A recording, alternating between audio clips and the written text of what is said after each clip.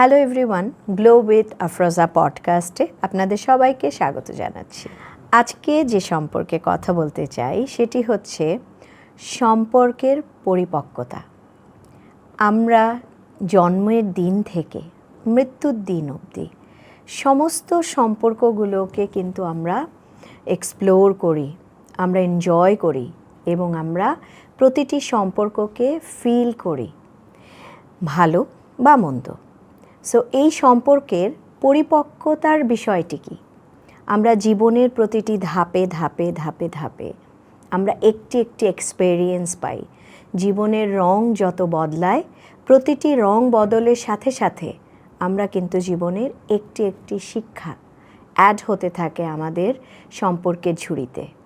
So আমরা দেখে থাকি মুরব্বীরা যখন সম্পর্ক নিয়ে কথা বলেন, আমাদের মনে হয় ব্যাকডেটেড কথা কেন বলছো, আচ্ছা জানি, এগুলো গতানুগতিক কথা, জানি তো, শোনার কি আছে।